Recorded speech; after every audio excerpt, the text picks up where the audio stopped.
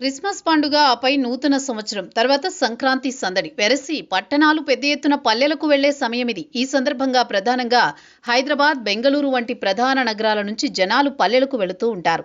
పండుగ వేళ కన్నవారితో వారి సొంత ఊరిలో ఉంటూ బంధువులు, స్నేహితులతో కలిసి ఉండాలని కోరుకుంటారు.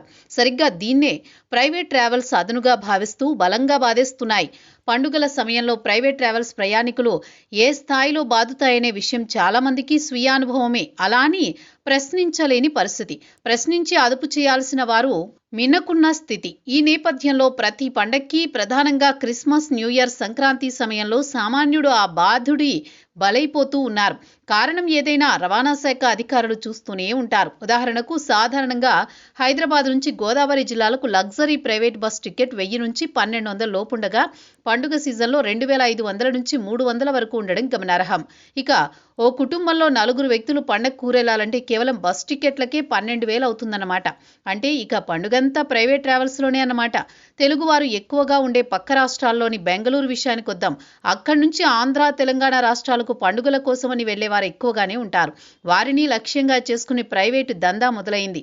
అది ఏ స్థాయిలో ఉందంటే ఫ్లైట్ టికెట్టే బెటర్ ఏమో అనే స్థాయిలో తాజాగా ఆన్లైన్లో చెక్ చేస్తే కనిపించిన నెంబర్స్ ఈ విషయాన్ని బలపరుస్తున్నాయి. మరి ఈ దందాపై రాష్ట్ర రవాణా యంత్రాంగం దృష్టి సారించడం లేదా?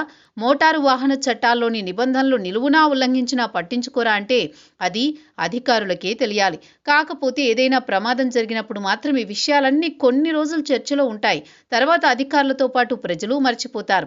ఈ క్రమంలోనే తాజాగా వెలుగులోకి వచ్చిన ఓ షాకింగ్ విషయం చూస్తే బెంగళూరు నుంచి రాష్ట్రంలో ప్రధాన నగరాలకు 1200కు పైగా ప్రైవేటు బస్సులు నడుస్తూ ఉంటాయి. ఈ క్రమంలో తాజాగా పండుగ వేళ ధరలను ఒకసారి చూస్తే బెంగళూరు నుంచి హైదరాబాద్కి ఇండిగో విమానం ధర ఈ నెల 31న 3617 చూపిస్తే ఇదే రోజు ప్రైవేట్ బస్ ఆన్లైన్ టికెట్ ధర 3572 చూపించిన పరిస్థితి. పండుగ రోజుల్లోనే ప్రైవేట్ బస్సుల దందాకి ఇంతకు మించిన ఉదాహరణ అవసరం లేదేమో.